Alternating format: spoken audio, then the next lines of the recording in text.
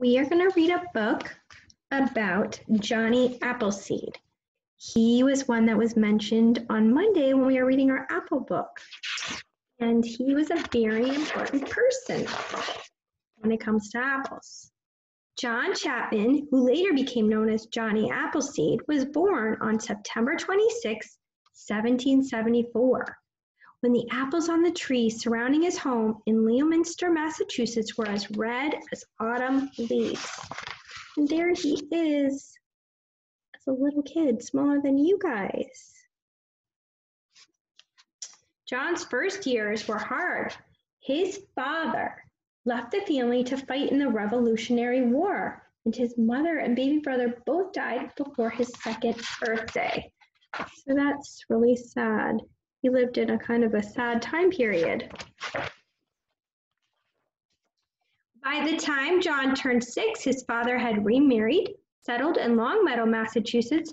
Within the decade, their little house was overflowing with 10 more children.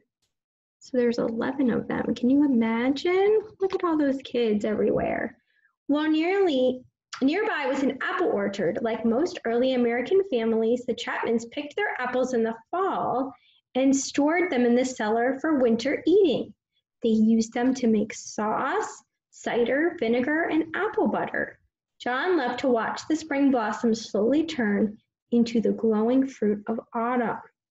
So they didn't have stores to go to like we do. They went out and picked them. So there he is picking his apples. Watching the apples grow inspired in John a love of nature. He often escaped from his boisterous house. Could you imagine, with 10 kids inside?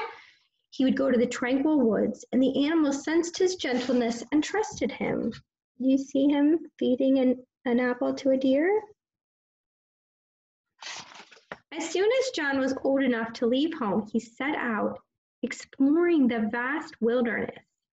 When he reached the Allegheny Mountains, he cleared a plot of land and planted what? A small orchard of apples with a pouch of apple seeds he carried with him. Look at that giant tree. You think the trees were that big? I don't know. I'll show you this picture while I read.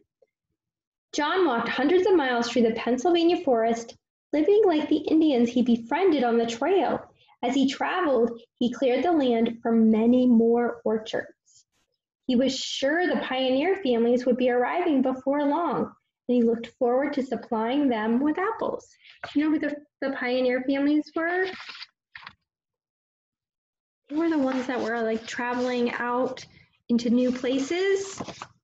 And so it's not like they had food to carry with them, or they didn't have a lot. So apple trees would be really helpful for them, right? And they could take them and plant them at their place if they wanted to. When a storm struck, he found shelter in a hollow log, or he would build a lean-to. On clear nights, he would stretch out under the stars. There he is sleeping under the stars. Over the next few years, John continued to visit and care for his new orchards. The winter slowed him down, but he survived happily on a diet of butternuts. Could you imagine if you had to eat butternuts for breakfast, lunch, and dinner, if that was the only food you had? We're really lucky that we have lots and lots of choices for what we get to eat. One spring, he met a band of men who boasted that they could lick their weight in wildcats. They were amazed to hear John wouldn't hurt an animal and had no use for a gun. So they were big-time hunters. They were kind of bragging about themselves. They challenged him to compete in wrestling. He suggested a more practical contest. What do you think he would suggest? What do you think he's really good at? A tree chopping contest. The woodsman agreed eagerly. See, they're all wrestling, and he's like, oh, let's chop some trees down. Check out this picture. That is a lot of trees, isn't it? Like how this author kind of exaggerates stuff. It's really cool. When the sawdust settled, there was no question about who came out on top. John was pleased with the land for his largest orchard and it had been cleared so quickly. So not only did he come up with a good idea, but it was a good idea he was going to use, right? He thanked the exhausted woodsmen for their help, and he began planting. During the next few years, John continued to move west. Whenever he ran out of apple seeds, he would hike to the eastern cider presses to replenish his supply. Before long, his plantings were spreading across the state of Ohio. You have to have mom or dad or someone show you on a map. He's from Massachusetts and he went through Pennsylvania and now he's going through Ohio. You can kind of see where he's traveled. Meanwhile, the pioneer families, look at these pioneer families traveling in their covered wagons. That's super cool. You can see these ones off in the distance. They were arriving in search of homes and farmland, and he located his orchards on the routes he thought they'd be traveling. And as he hoped, they were eager to buy his young trees. You see him with his trees there. He's got them all ready for them to buy. John went out of his way to lend a helping hand to his new neighbors. He often would give his trees away, and people affectionately called him Johnny Appleseed. He began using the name. There he is helping the pioneer families build a house. Because they didn't just have houses they could go look up online, right? They didn't have computers. They didn't have houses already built. They were going somewhere that was like brand new. And they had to build the houses themselves. And they usually weren't very big. If you've ever watched Little House on the Prairie, they kind of all lived in one room, sleeping like right nearby the kitchen. He particularly enjoyed entertaining children with tales of his wilderness adventures and stories from the Bible. What we do when we read we do chapel time with Miss Stacy, and when I read you the devotionals, there's Bible verses from the Bible, right? Well, in 1812, the British incited the Indians to join them in another war against America. The settlers feared Ohio would be invaded from Lake Erie. There's a big lake up there. See the boats on the lake? Kind of looks like an ocean. If you saw the lake, it looks kind of like it could be the ocean because it's so big. It grieved Johnny that his friends were fighting each other, but when he saw smoke burning the cabins, he ran through the night shouting a warning at everyone. Those were some scary times. After the war, people urged Johnny to build a house and settle down. What do you think he said? He said that he lived like a king in the wilderness, and he returned to the forest that he loved. He didn't want to settle down. He likes spending time in nature, and he likes traveling. During his long absences, folks enjoyed sharing their recollections of Johnny. He retold his stories, and sometimes they exaggerated them. Do you know what exaggerate means? Kind of what I was saying with the pictures. Like, oh, I found this big apple at the store. It becomes, I found this apple the size of a pumpkin. Is that exaggerated? Yes, totally exaggerated. I've never seen an apple the size of a pumpkin, but look at that picture. He's like handing her one bigger than a pumpkin. Some recalled Johnny sleeping in a treetop hammock, chatting with birds. Others remembered that a rattlesnake had attacked his foot, and fortunately Johnny's feet were as tough as an elephant's hide, so the fangs didn't even penetrate. Whew. Good saying. Let's see what else. He said that once Johnny had tended a wounded wolf, and then he kept it for a pet. Do you imagine? I guess like some big dogs are kind of like wolves, although they're not living in the wild for a long time. Remember, these were exaggerations, right? An old hunter swore he'd seen Johnny frolicking with a bear family. The storytellers outdid themselves with tall tales. Definitely. I guess it's possible, right? Here's some of the exaggerations. See if you can, like giant fish and tiger over there and giant monkey person. There's some crazy stuff. Wow. As the years passed, Ohio became too crowded for Johnny. He moved to the wilds of Indiana, where he continued to clear land for his orchards. There he is. He always picks the biggest trees. And when the settlers began arriving, Johnny recognized some of the children who had listened to his stories. They now had children of their own. He has a good memory, doesn't he? I'll be like you when you come back one day to visit me, and I'll be old, and you'll say, look, these are my kids.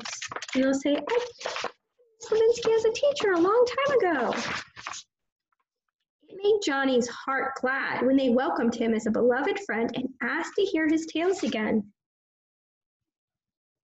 So even as grown-ups, they wanted to hear his tales some more. And when Johnny passed away at 70, when Johnny passed 70, it became difficult for him to keep up with his work. Then in March 1845, while trudging through a snowstorm in Indiana, he became ill for the first time in his life. He asked for shelter, and a few days later, he died there. So there he is. He spent a lot of time outside. It was just his time, right? He was in his 70s. Curiously, Johnny's stories continued to move west without him. Folks maintained they'd seen him in Illinois, or Missouri, or Arkansas, or Texas. You can look all these places up. Others were certain he'd planted trees on the slopes of the Rocky Mountains or in California's distant valleys. Even today, people still claim they've seen Johnny Appleseed. So, what can you say that you've learned about Johnny Appleseed? We know that he was kind to animals. He liked nature. He helped the pioneer families, right? He planted apples all across the country, right? So we're going to make little Johnny Appleseed craft. Hopefully you have all the pieces. We're putting all this together really quick the other day. So hopefully you have your hands. You're going to glue those on the top of this paper that says Johnny Appleseed. Draw his face in. Put your hair on. And I mean, in this picture, he's got a hat on, but they always joked about him wearing a pot on his head. I don't know if that was true. See how stories can get exaggerated sometimes?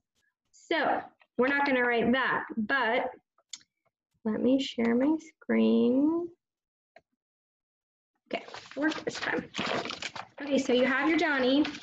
Well, you have your Johnny. I'm going to leave him over here. And it already says Johnny Appleseed. So what could we say? Johnny Appleseed cared for animals.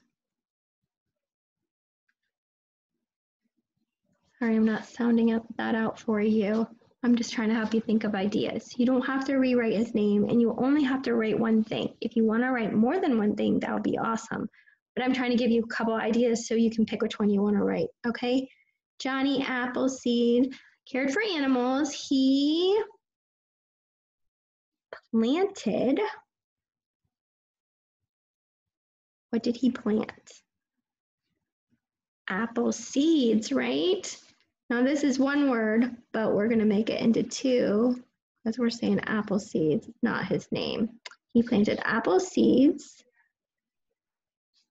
all over the, I'm going to put USA. So that's two things. I've got my period. When you're done with your sentence, you put your period. When you start it, you start with a capital.